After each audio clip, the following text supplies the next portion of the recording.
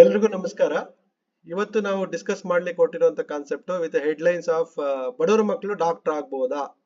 So ಯಾರ ಮಕ್ಕಳು ಏನ್ ಬೇಕಾದ್ರೂ ಆಗ್ಲಿಕ್ಕೆ ನಮ್ಮ ಭಾರತ ದೇಶದಲ್ಲಿ ಹಕ್ಕಿದೆ, ಆಗ್ಬೋದು. ಸರ್, ಇದ್ರ ಬಗ್ಗೆ ಯಾವ ತರ ನೀವು ಎಕ್ಸ್ಪ್ಲನೇಷನ್ ಕೊಡ್ತೀರಾ ಅಂತಂದ್ರೆ, ಇದಕ್ಕೆ ನಾನು ಮೇಜರ್ಲಿ ಫೀ ಸ್ಟ್ರಕ್ಚರ್ ಬಗ್ಗೆ ಇವತ್ತು ನಿಮ್ಗೆ ಮಾಹಿತಿ ಕೊಡ್ತಾ ಹೋಗ್ತೀನಿ. ನಿಮ್ಗೆ ಯಾರಿಗಾದ್ರೂ ನೀಟ್ ರಿಸಲ್ಟ್ ಬಂದ ಮೇಲೆ, ನಿಮ್ಮ ನೀಟ್ ಸ್ಕೋರ್ ಕಾರ್ಡ್ ಬಂದ ಮೇಲೆನೆ ನಾವು ನಿಮ್ಗೆ ಹೇಳ್ಬಿಡ್ಬೋದು, ನಿನಗೆ ಗೌರ್ಮೆಂಟ್ ಸೀಟ್ ಸಿಗುತ್ತಾ, government seat in private college ಸಿಗುತ್ತಾ, ಅಥವಾ ಪ್ರೈವೇಟ್ ಕೋಟಾ ಸಿಗುತ್ತಾ, ಎಷ್ಟು ಫೀಸ್ ಸೀಟ್ ಸಿಗ್ಬೋದು, ಅದು ಕೌನ್ಸಿಲಿಂಗ್ ಅಟೆಂಡ್ ಮಾಡಿದ್ರೆ ನಿಮ್ಗೆ ಯೂಸ್ ಆಗುತ್ತಾ ಯೂಸ್ ಆಗಲ್ವಾ ಅಂತ ರಿಸಲ್ಟ್ ಬಂದಿದ್ದ ದಿನಾನೇ ಲಾಸ್ಟ್ ಇಯರ್ ಕಟ್ ಆಫ್ ಗಳನ್ನ ನೋಡ್ಕೊಂಡು ಹೇಳ್ಬೋದು. ಯಾರಿಗಾದ್ರೂ ಆ ತರ ಅವಶ್ಯಕತೆ ಇದ್ರೆ ನಮ್ಮಲ್ಲಿ ಪೇಯ್ಡ್ ಕೌನ್ಸಿಲಿಂಗ್ ನಾವು ಆಫರ್ ಮಾಡ್ತೀವಿ. ನಿಮ್ಮ ರಿಸಲ್ಟ್ ಬಂದ ಮೇಲೆ ನನ್ನ ಕಾಂಟ್ಯಾಕ್ಟ್ ಮಾಡಬಹುದು. ಈಗ ನಾನು ಇದ್ರ ಬಗ್ಗೆ ಯಾಕೆ ಚರ್ಚೆ ಮಾಡ್ತಾ ಇದ್ದೀನಿ ಅಂತಂದ್ರೆ, ಎಷ್ಟೋ ಜನ ಪೇರೆಂಟ್ಸ್ಗೆ ಸೈನ್ಸ್ ಕಳಿಸ್ತಾ ಇರುವಂತ ಪೇರೆಂಟ್ಸ್ಗಳಿಗೆ, ಸರ್ ಮೆಡಿಕಲ್ ಮಾಡ್ಬೇಕು ಅಂತಂದ್ರೆ ಕೋಟಿ ಗಟ್ಟಲೆ ಖರ್ಚಾಗತ್ತಂತೆ ಸರ್ ಫೀಸು, ಹೌದಾ, ಇದರಿಂದ ನಮ್ಮ ಮಕ್ಕಳನ್ನ ನಾವು ಓದ್ಸಕ್ ಆಗ್ತಾ ಇಲ್ಲ ಅಂತ ಸುಮಾರು ಜನ PUC ಸೇರಿಸ್ಬೇಕಂತಂದ್ರೆ ಬೇಜಾರ್ ಮಾಡ್ಕೊಳ್ತಾರೆ. ಆದ್ರೆ ಎಷ್ಟು ಫೀಸ್ ಇದೆ ಅಂತ ತಿಳ್ಕೊಂಡ್ರೆ ಡೆಫಿನೆಟ್ ಆಗಿ ಪೇರೆಂಟ್ಸು ಇನ್ನೂ ಹೆಚ್ಚು ಮಕ್ಕಳನ್ನ ಮೆಡಿಕಲ್ಗೆ ಕಳಿಸ್ತಾರೆ ಅನ್ನೋದು ನನ್ನ ಅಭಿಪ್ರಾಯ. ಯಾಕೆ ಅಂತಂತಂದ್ರೆ ಫೀ ಸ್ಟ್ರಕ್ಚರ್ ಅಫೋರ್ಡಬಿಲಿಟಿನೇ ಇದೆ.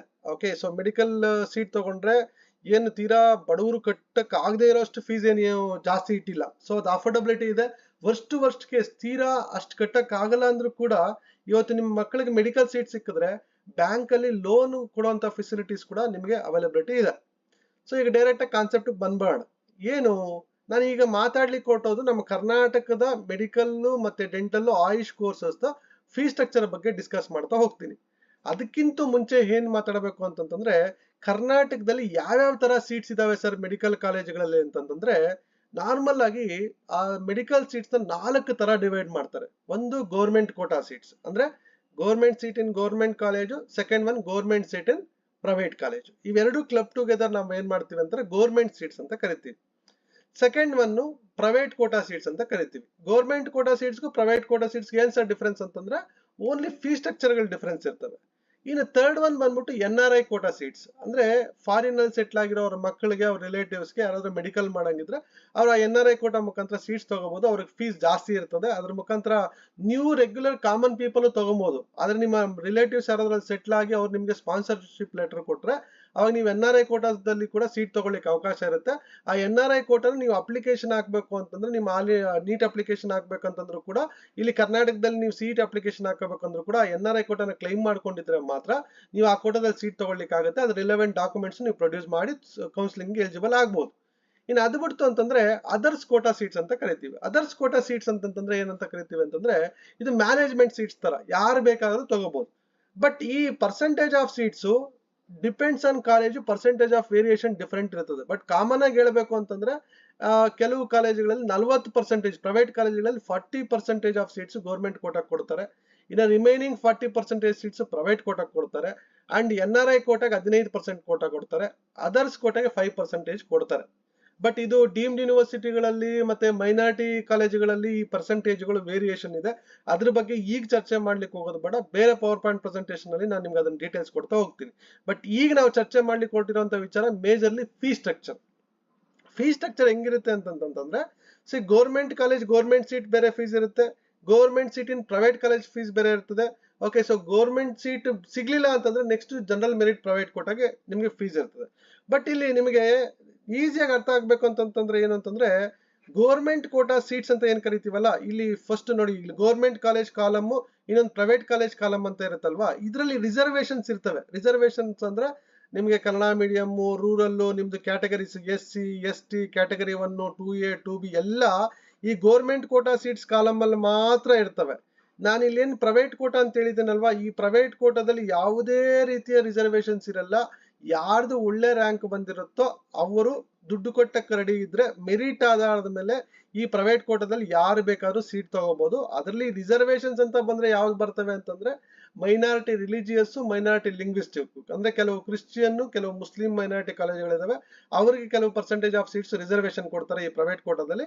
ಅಂಡ್ ಕೆಲವರಿಗೆ ಮದರ್ ಟಂಗ್ ತೆಲುಗು, ತಮಿಳು, ತುಳು ಇತ್ತು ಅಂತಂದ್ರೆ ಅದು ಆ ಪರ್ಟಿಕ್ಯುಲರ್ ಮ್ಯಾನೇಜ್ಮೆಂಟ್ ಆ ಪರ್ಟಿಕ್ಯುಲರ್ ಸ್ಟೇಟ್ ಇರೋದ್ರಿಂದ ಅವರಿಗೆ ರಿಸರ್ವೇಶನ್ಸ್ ಕೊಡ್ತಾರೆ. ಸೊ ಯಾವುದೇ ಕಾರಣಕ್ಕೂ ಇಲ್ಲಿ ನಿಮಗೆ ನಿಮ್ಮ ರೆಗ್ಯುಲರ್ ಕ್ಯಾಟಗರಿ ರಿಸರ್ವೇಶನ್ಸ್ ಇಲ್ಲಿ ಏನು ಪ್ಲೇ ಆಗಲ್ಲ. ಯಾವ್ದ್ರಲ್ಲಿ? ಪ್ರೈವೇಟ್ ಕೋಟಾದಲ್ಲಿ ಯಾರು ದುಡ್ಡು ಕೊಟ್ಟಕ್ಕೆ ರೆಡಿ ಇರ್ತಾರೋ ಅವ್ರದ್ದು ರ್ಯಾಂಕ್ ಆಧಾರದ ಮೇಲೆ ಸೀಟ್ ಹಂಚಿಕೆ ಮಾಡ್ತಾರೆ. ಅಲ್ಲಿ ಕೂಡ ಅಷ್ಟೇ, ಈಗ ನಾನು ಜಾಸ್ತಿ ಕಟ್ಬಿಡ್ತೀನಿ ಅಂತ ನನಗೆ ಫಸ್ಟ್ ಪ್ರಿಯಾರಿಟಿ ಕೊಡಲ್ಲ. ರ್ಯಾಂಕ್ ಬೇಸಿಸ್ ಮೇಲೆ ನಿಮ್ಗೆ ಯಾರು ಫೀಸ್ ಕಟ್ಟಕ್ ರೆಡಿ ಇರ್ತಾರೋ ಅವ್ರಿಗೆ ಅವಕಾಶ ಕೊಡ್ತಾರೆ. ಈಗ ಫೀಸ್ ಬಗ್ಗೆ ಚರ್ಚೆ ಮಾಡೋದು ಅಂತ ನೋಡಿದ್ರೆ, ಮೆಡಿಕಲ್ ನಿಮ್ಮ ಮಕ್ಕಳಿಗೆ ಏನಾದ್ರು ಗೌರ್ಮೆಂಟ್ ಕಾಲೇಜಲ್ಲಿ ಗೌರ್ಮೆಂಟ್ ಸೀಟ್ ಸಿಕ್ಕಿದ್ರೆ ಮೆಡಿಕಲ್ ಕರ್ನಾಟಕದಲ್ಲಿ ನಿಮಗೆ 60,100 ರೂಪಾಯಿ ಇರುತ್ತೆ. ಓಕೆ, ಸೊ ಡೆಂಟಲ್ ಬಂದ್ಬಿಟ್ಟು 50,100 ರೂಪಾಯಿ ಇರುತ್ತೆ. ಆಯುಷ್ ಆದ್ರೆ 25,750 ರೂಪಾಯಿ ಇರ್ತದೆ. ಈಗ ಮೆಡಿಕಲ್ ಬಗ್ಗೆ ಮಾತಾಡ್ಬೇಕಂದ್ರೆ ಸರ್, ಈ 60,100 ರೂಪಾಯಿ ನಾವ್ ಯಾರಿಗೆ ಕಟ್ತೀರಿ? ಫಸ್ಟ್ ಇಯರ್ ನೀವು KES ಸೀಟ್ ಅಲಾಟ್ಮೆಂಟ್ ಆದಾಗ ಆ ಫೀಸ್ ಕಟ್ತೀರಾ.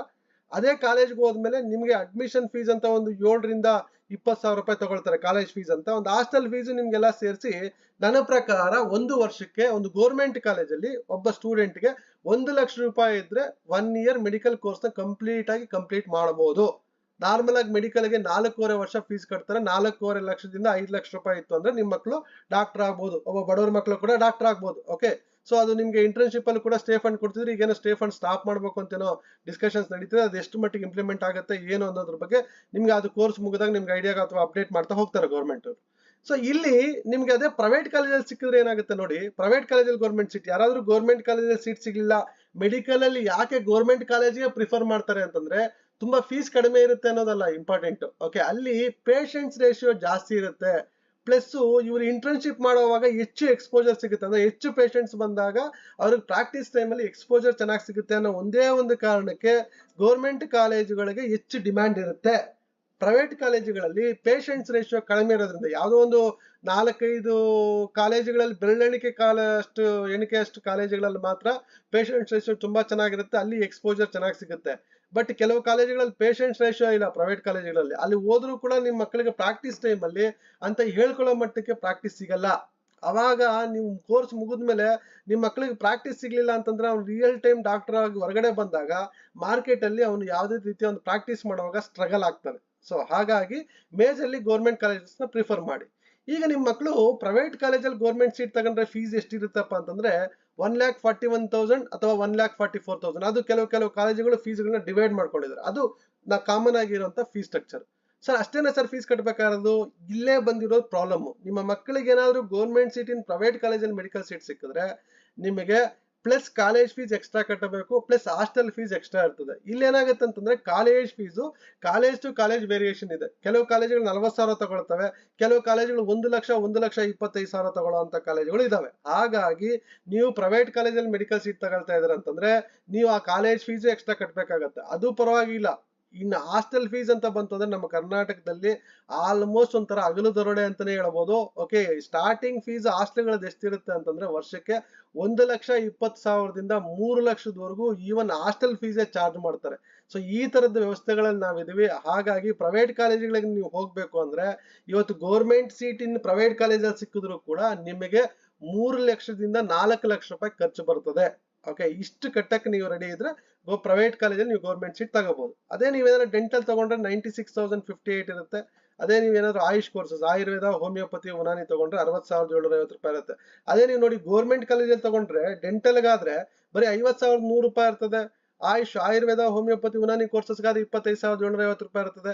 ಈ ಕೋಟಾದಲ್ಲಿ ನಿಮ್ಗೆ ಸೀಟ್ ಸಿಗ್ಬೇಕು ಅಂತಂದ್ರೆ ನಿಮ್ ಮಕ್ಕಳದ ಒಳ್ಳೆ ಮೆರಿಟ್ ಮಾರ್ಕ್ಸ್ ಬಂದಿರ್ಬೇಕು. ಅಂದ್ರೆ ಈಗ ಲೈಕ್ ನೀವು GM ಅಥವಾ OBC ಆಗಿದ್ರೆ ಲಾಸ್ಟ್ ವರ್ಷ 530 ಅಬೋ, ಅದೇ SC ST ಕ್ಯಾಟಗರಿ ಆಗಿದ್ರೆ ಒಂದು 430 440 ಎಬೋ ತೆಗೆದಿದ್ರೆ ಆರಾಮಾಗಿ ನಿಮ್ಗೆ ಒಳ್ಳೆ ಕಾಲೇಜುಗಳು ಸಿಕ್ಕಿದಾವೆ. ಸೊ ಈ ಮಾರ್ಕ್ಸ್ ಅದು ಮಾರ್ಕ್ಸ್ ಮೇಲೆ ಡಿಪೆಂಡ್ ಆಗುತ್ತೆ. ವರ್ಸ್ಟ್ ಕೇಸ್ ನಿಮ್ ಮಕ್ಕಳದ ಮಾರ್ಕ್ಸ್ ಬರ್ಲಿಲ್ಲ, ನಮ್ಮ ಮಕ್ಕಳನ್ನ ಡಾಕ್ಟರ್ ಮಾಡಬೇಕು ಅಂತಂದ್ರೆ ನೆಕ್ಸ್ಟ್ ಇರೋದೇ ಪ್ರೈವೇಟ್ ಕೋಟಾ. ಇಲ್ಲಿ ಏನೇನು ಮೆನ್ಷನ್ ಮಾಡಿದೀವಲ್ಲ, ಈ ಪ್ರೈವೇಟ್ ಕೋಟಾದಲ್ಲಿ ನೀವು ಯಾರು ಬೇಕಾದ್ರೂ ತಗೋಬಹುದು. ಆದ್ರೆ ಈ ಪ್ರೈವೇಟ್ ಕೋಟಾದಲ್ಲೂ ಕೂಡ ನಿಮ್ಗೆ ರ್ಯಾಂಕ್ ಆಧಾರದ ಮೇಲೆ ಸೀಟ್ ಹಂಚಿಕೆ ಮಾಡ್ತಾರೆ. ಆದ್ರೆ ಫೀಸ್ ಎಷ್ಟಿರುತ್ತೆ ಅಂತಂದ್ರೆ ನೀವು ಅಬ್ಸರ್ವ್ ಮಾಡ್ಬೋದು. ಓಕೆ, ನಿಮಗೆ ಮೆಡಿಕಲ್ ಆದ್ರೆ ಸ್ಟಾರ್ಟಿಂಗ್ ಫೀಸೇ ಆಲ್ಮೋಸ್ಟ್ 11 ಲಕ್ಷ ಅಲ್ಲಿ ಅಬ್ಸರ್ವ್ ಮಾಡ್ಬೋದು. 10,92,852 ರೂಪಾಯಿಂದ ಸ್ಟಾರ್ಟ್ ಆಗಿ 22,15,750 ರೂಪಾಯಿ ಇರ್ತದೆ. ಕಾಲೇಜ್ ಟು ಕಾಲೇಜ್ ವೇರಿಯೇಷನ್ಸ್ ಇರ್ತದೆ. ಬಟ್ ಸ್ಟಾರ್ಟಿಂಗ್ ಫೀಸ್ 11 ಲಕ್ಷ ರೂಪಾಯಿ ಇರ್ತದೆ. ಅಷ್ಟು ಕಟ್ಟಕ್ಕೆ ರೆಡಿ ಇದ್ರೆ ನಿಮ್ ಮಕ್ಕಳು ಸ್ವಲ್ಪ ಕಡಿಮೆ ಮಾರ್ಕ್ಸ್ ಬಂದ್ರು ಕೂಡ 470 480 490 ಬಂದಿದ್ರು ಕೂಡ ಈ ಫೀಸ್ ಸ್ಟ್ರಕ್ಚರ್ ಅಲ್ಲಿ ಸಿಗುತ್ತೆ 11 lakhs ಅಲ್ಲಿ. ಆದ್ರೆ ಅದೇ ನೀವು 22 ಲಕ್ಷ ಕಟ್ಟಕ್ಕೆ ರೆಡಿ ಇದ್ರೆ ಅಪ್ರಾಕ್ಸಿಮೇಟ್ಲಿ ನಿಮ್ಗೆ 350 320 300 ಮಾರ್ಕ್ಸ್ ವರೆಗೂ ಚಾನ್ಸಸ್ ಇರುತ್ತೆ 22 ಲಕ್ಷ ರೂಪಾಯಿ ಕಟ್ಟಕ್ಕೆ ರೆಡಿ ಇದ್ರೆ. ಅದು ನಿಮ್ಗೆ ಜನರಲ್ ಮೆರಿಟ್ ಪ್ರೈವೇಟ್ ಕೋಟಾ ಅಂತ ಕರಿತೀವಿ. ಅದೇ ತರ ಡೆಂಟಲ್ ಅಲ್ಲೂ ಅಷ್ಟೇ 2 lakhs to 7 lakhs ಕಟ್ಟಕ್ಕೆ ರೆಡಿ ಇದ್ರೆ ಅಂತಂದ್ರೆ ನಿಮ್ಗೆ ಆಲ್ಮೋಸ್ಟ್ ನನಗೆ ಡೆಂಟಲ್ ನನಗೆ ಗೊತ್ತಿರೋ ಪ್ರಕಾರ 8 ಲಕ್ಷ ರ್ಯಾಂಕ್ ಇದ್ರು ಕೂಡ ಸಿಗ್ತದೆ. ಸೊ ಅದು ಡೆಂಟಲ್ ಬಗ್ಗೆ ತಲೆ ಕೆಡಿಸ್ಕೊಳ್ಳೋ ಅವಶ್ಯಕತೆ ಇಲ್ಲ. ಇನ್ನು ಆಯುಷ್ಗೆ ಲಾಸ್ಟ್ ಕರೋನಾ ಬಂದ ಮೇಲೆ ಸಿಕ್ಕಾಪಟ್ಟೆ ಡಿಮ್ಯಾಂಡ್ ಬಂದಿದೆ. ಅದು ಡಿಮ್ಯಾಂಡ್ ಬಂದಿದೆಯೋ ಇಲ್ಲ ಕ್ರಿಯೇಟ್ ಮಾಡ್ಕೊಂಡವರು ಸೊ ಜನಕ್ಕೆ ಗೊತ್ತು 2,50,750 ರೂಪಾಯಿ ಕೂಡ ಹೆಚ್ಚು ಡಿಮ್ಯಾಂಡ್ ಇದೆ, ಬೇಗ ಸೀಟ್ಸ್ ಕ್ಲೋಸ್ ಆಗ್ಬಿಡ್ತವೆ. ಸೊ ಅದು ಕೂಡ ಅಫೋರ್ಡಬಿಲಿಟಿ ಫೀಸ್ ಇದೆ. ಬಟ್ ಓಕೆ, ಬಟ್ ನೆಕ್ಸ್ಟ್ ಬಂದ್ಬಿಟ್ಟು ನಿಮ್ಗೆ ಮೇಜರ್ ಇಶ್ಯೂ ಬರೋದು ಯಾವ್ದು ಗೊತ್ತಾ? ಓಕೆ, ಅದರ್ಸ್ ಅಥವಾ NRI ಕೋಟ. ಏನು ಈ ಹಳ್ಳಿಗಳಲ್ಲೆಲ್ಲ ಮಾಹಿತಿ ಇದೆ, 2 ಕೋಟಿ ಕಟ್ಬೇಕು, 3 ಕೋಟಿ ಕಟ್ಬೇಕು. ಯಾರು ಕಟ್ಟಬೇಕು? ಯಾರ ಮಕ್ಕಳು ಚೆನ್ನಾಗಿ ಓದಲ್ಲ, ಓಕೆ, ಒಳ್ಳೆ ಮಾರ್ಕ್ಸ್ ಬಂದಿಲ್ಲ, ಅವ್ರದ್ದು medical government seat private quota seat ಸಿಗಲ್ಲ ಅಂದವ್ರು 2 ಕೋಟಿ 3 ಕೋಟಿ ಕಟ್ಟಬೇಕಾಗುತ್ತೆ. 2 ಕೋಟಿ 3 ಕೋಟಿ ಹೆಂಗಾಗುತ್ತೆ ಸರ್ ಅಂತಂದ್ರೆ, ಗೋರ್ಮೆಂಟ್ ಫಿಕ್ಸ್ ಮಾಡಿರೋ ರೇಟ್ ಏನ್ ಗೊತ್ತಾ? ಈ ಅದರ್ಸ್ ಕೋಟ ಅಂದ್ರೆ ಹೇಳಿದ್ರೆ ಮ್ಯಾನೇಜ್ಮೆಂಟ್ ಕೋಟ, NRI ಕೋಟ ಅಂದ್ರೆ ಸ್ಪಾನ್ಸರ್ಸ್, ಅಂದ್ರೆ ಬೇರೆ ದೇಶದಲ್ಲಿ ಸೆಟ್ಲ್ ಆಗಿರೋ ರಿಲೇಟಿವ್ಸ್ ಅವ್ರ ಮಕ್ಕಳಿಗೆ ಅಥವಾ ರಿಲೇಟಿವ್ಸ್ಗೆ ಕೊಡುವಂತ ಸೀಟ್ಸ್. ನೀವು ಅದರ್ಸ್ ಕೋಟದಲ್ಲಿ ಯಾರು ಬೇಕಾದ್ರೂ ತಗೋಬಹುದು. ನೀವೇನಾದ್ರೂ 25 ಲಕ್ಷದಿಂದ 45 ಲಕ್ಷ ರೂಪಾಯಿ ಫೀಸ್ ಕಟ್ಟಕ್ಕೆ ರೆಡಿ ಇದ್ರೆ ನಿಮ್ ಮಕ್ಳು ಮಿನಿಮಮ್ ಮಾರ್ಕ್ಸ್ ತೆಗೆದ್ರೆ ಸಾಕು, ಡಾಕ್ಟರ್ ಆಗ್ಬೋದು. ಎಷ್ಟು?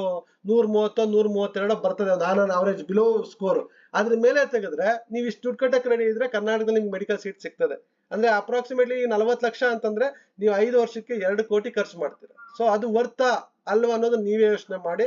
ಸೊ ಅದನ್ನ ನೀವು ಡಿಸೈಡ್ ಮಾಡಿ. ಇನ್ನು ಡೆಂಟಲ್ ಅಂತ ಬಂತು ಅಂದ್ರೆ 2 lakhs to 8 lakhs ಇರ್ತದೆ. ಬಟ್ ಅಷ್ಟು ವರ್ತ್ ಅಲ್ಲ. ಓಕೆ, ಈಗ ಡೆಂಟಲ್ ನೀವು ಮೇಜರ್ಲಿ ಏನೋ ಥ್ರೂ ಗೌರ್ಮೆಂಟ್ ಕೋಟ ಹೋಗಿ ಈಗೇನ್ ಪೇಮೆಂಟ್ ಮಾಡಿ ಹೋಗಿ ಅದರಿಂದ ನೀವು ಮತ್ತೆ ಅರ್ನ ಅಮೌಂಟ್ ಮಾಡೋದು ಅಷ್ಟು ಈಸಿ ಇಲ್ಲ. ಇನ್ನು ಆಯುಷ್ ಕೂಡ ಅಷ್ಟೇ 4 lakhs to 8 lakhs ಇದೆ. ಬಟ್ ಇದು ಆಯುಷ್ ಅಂತ ಬಂದ್ರೆ ಒಂದು 4-5 ಕಾಲೇಜುಗಳು ತುಂಬಾ ಚೆನ್ನಾಗಿದಾವೆ ಆಯುರ್ವೇದ ಕಾಲೇಜುಗಳಲ್ಲಿ. ಇನ್ನು ರಿಮೈನಿಂಗ್ ಕಾಲೇಜುಗಳಲ್ಲಿ ನೀವೇನು ಅಷ್ಟು ಕೊಟ್ಟು ಹೋಗೋದು ಡೆಫಿನೆಟ್ ಆಗಿ ಇಟ್ ಇಸ್ ನಾಟ್ ವರ್ತ್ ಅನ್ನೋದೇ ನನ್ನ ವಾದ. ಹಾಗಾಗಿ ಈ ಫೀ ಸ್ಟ್ರಕ್ಚರ್ ನೀವು ನೋಡಿದ್ರೆ ನಿಮ್ಗೊಂದು ಕ್ಲಾರಿಟಿ ಬರ್ತದೆ. ಓಕೆ, ಯಾವ ಕೋಟದಲ್ಲಿ ನಾವು ಸೀಟ್ ತಗೊಂಡ್ರೆ ನಮ್ಗೆ ಅಫೋರ್ಡಬಿಲಿಟಿ ಅನ್ನೋದೊಂದು ಗೊತ್ತಾಗುತ್ತೆ. ಹಾಗಾಗಿ ಬಡವರ ಮಕ್ಕಳು ಪಕ್ಕಾ ಡಾಕ್ಟರ್ ಆಗ್ಬೋದು, ತಲೆ ಕೆಡಿಸ್ಕೊಳ್ಳೋ ಅವಶ್ಯಕತೆ ಇಲ್ಲ. ಬಟ್ ಓನ್ಲಿ ಥಿಂಗ್ ಎಫರ್ಟ್ಸ್ ಹಾಕಿ ಓದಬೇಕು, ಒಳ್ಳೆ ಸ್ಕೋರ್ ಬರಬೇಕು. ಒಳ್ಳೆ ಸ್ಕೋರ್ ಬಂತು ಅಂತಂದ್ರೆ ಡೆಫಿನೆಟ್ ಆಗಿ ನಿಮ್ಗೆ ಒಳ್ಳೆ ಗೌರ್ಮೆಂಟ್ ಕಾಲೇಜಲ್ಲಿ ಸಿಕ್ತು ಅಂದ್ರೆ ಫೀಸ್ ಅಂತೂ ಕಟ್ಟುವಂತ ಲಿಮಿಟ್ಸ್ ಅಲ್ಲೇ ಇದೆ. ಅದನ್ನ ಯೂಸ್ ಮಾಡ್ಕೊಳ್ಳಿ ಅಂತ ನಾನು ಹೇಳ್ತಾ ಇದ್ದೀನಿ. Okay, so with this I'll be concluding this session. Okay, ಏನಾದ್ರು ಡೌಟ್ಸ್ ಇತ್ತು ಅಂದ್ರೆ ಕಾಮೆಂಟ್ ಸೆಕ್ಷನ್ ಅಲ್ಲಿ ಕಾಮೆಂಟ್ಸ್ ಹಾಕಿ, ಸೊ ನಾನು ರಿಪ್ಲೈ ಮಾಡ್ತೀನಿ. Thank you.